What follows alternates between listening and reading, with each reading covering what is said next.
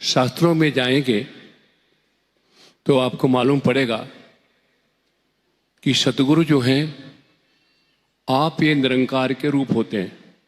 दास कही सुनी बातों को नहीं कह रहा है आपके सामने। आप अक्सर हम लोग कहते हैं मंगलाचरण में कि हे समर्थ परमात्मा, हे निर्गुण निरंकार, तू करता है जगत का, तू सबका आधार। साथ में एक और बात कहते हैं, तीन लोक नौ खंड में गुरु से बड़ा न कोई। देखिए किस सोच में ये बात लिखी गई है।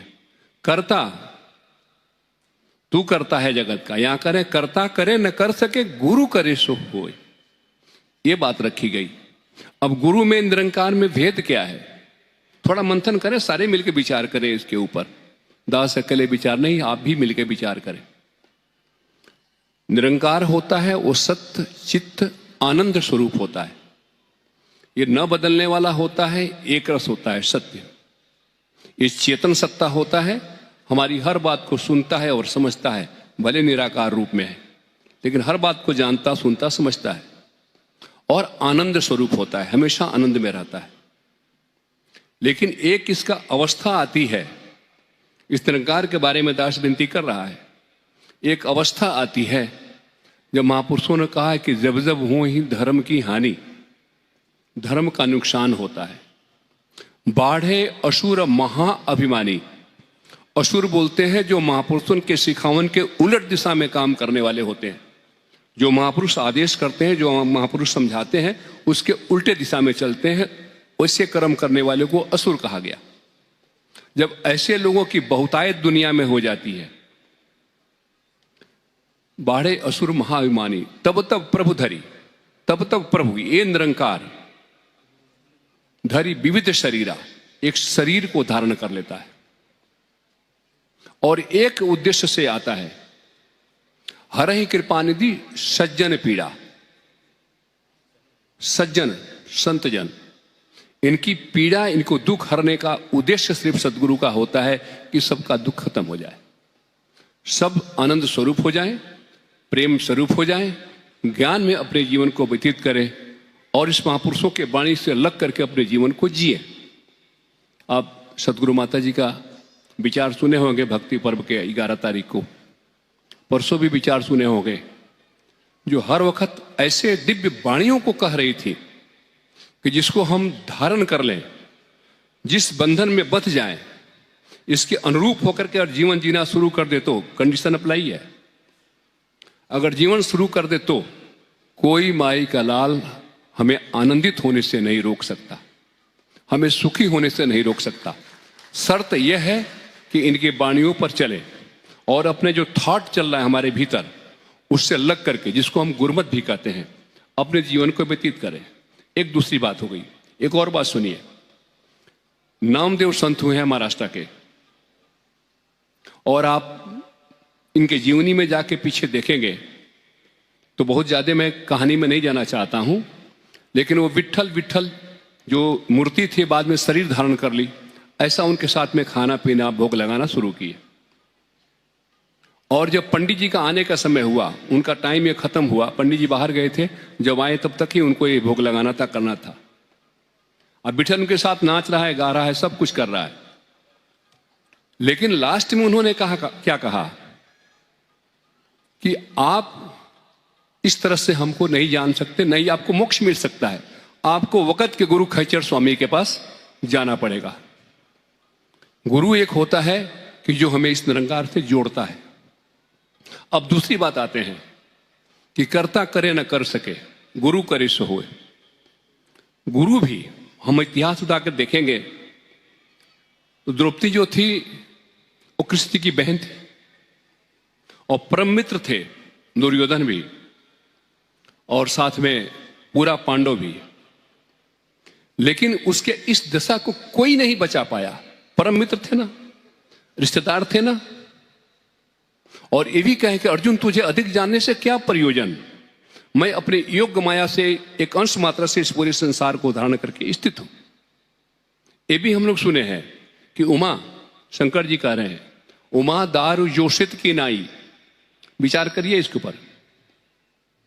हे उमा, कठपुतली की तरफ से सब ही नचावत राम गोसाई, सबके अंदर हलचल पैदा करने वाला ये परमात्मा है, ये राम है, ये गुरु है।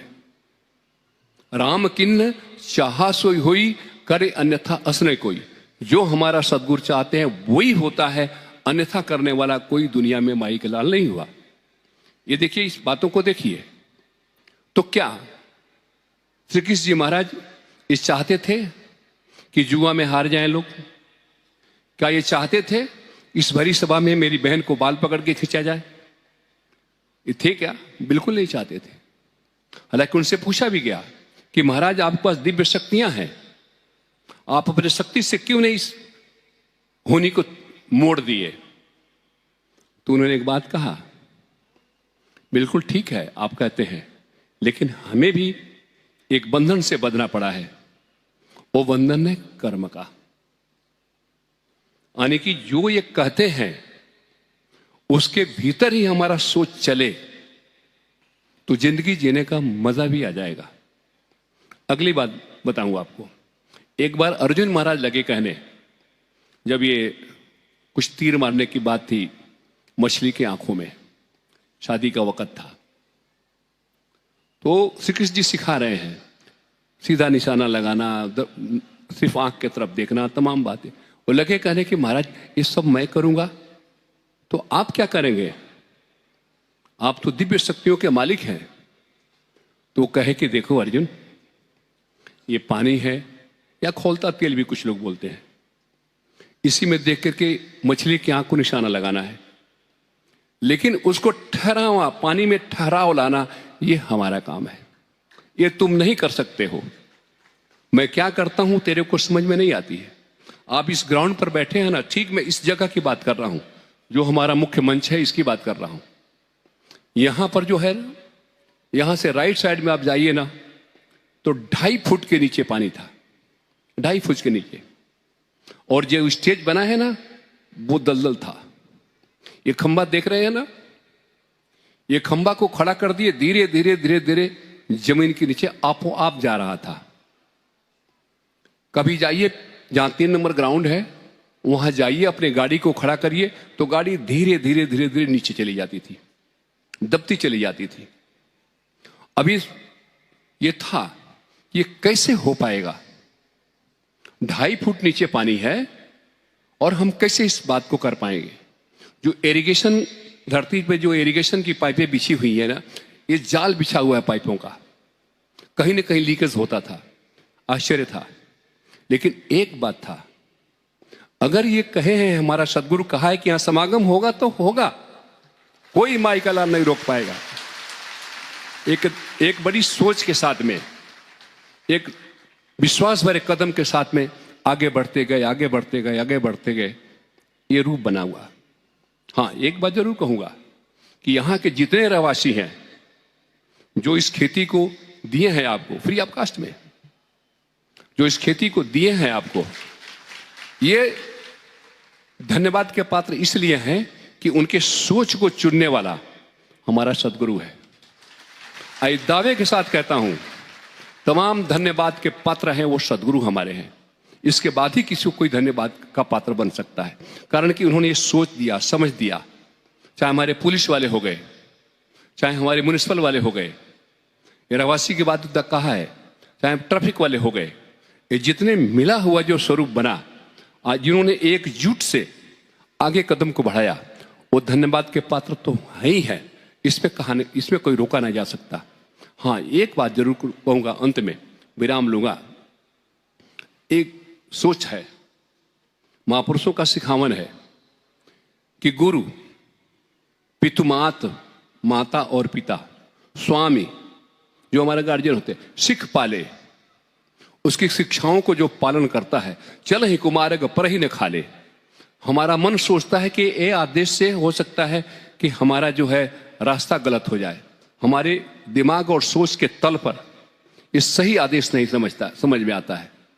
लेकिन कहते हैं कि अगर रास्ता चली दिए इस बात को, उस पर आप कदम बढ़ाई दिए तो पर ही न खा ले। आप नीचे नहीं जाएंगे। ये निरंकार आगे बढ़ेगा और आपको थाम लेगा, क्योंकि इसी का रूप है। इसलिए दास प्रार्थना करेगा, सदगुरु हमारे समक्ष मौजूद हैं। प्रार्थना करें कि हमारी बुद्धियों को सन्मान की तरफ प्रेरित करें, हमारी बुद्धियों को इस निरंकार से जोड़े और उस कर्म से जोड़ें जो कर्म इस निरंकार और सदगुरु को भाता है, और वो कर्म जो हमारे जिंदगी में आनंदित और सुख दे सकता है। सिर्फ जुड़ना है इनके वचनों से, सिर्फ जुड़ना है, एक ही बात है। तो आज इन्हीं शब्दों से क्षमा प्रार्थी है। प्यार से बोलिए धन्यकार। एक शब्द जरूर बोलूंगा कि जाने अनजाने में तो दास से गलती हो ही जाती है। इसको दास कहने से हिचकता नहीं है, लेकिन हम संत बैठे हैं, महात्मा बैठे हैं, आप सर के ताज बैठे हैं, आप सदगुरु के हृदय के धड़कन बैठे हैं। एक बार आप इस निरंकार का, सदगुरु का ध्यान करें और दास को क्षमा करें। प्यार से बोलिए धन्यवाद।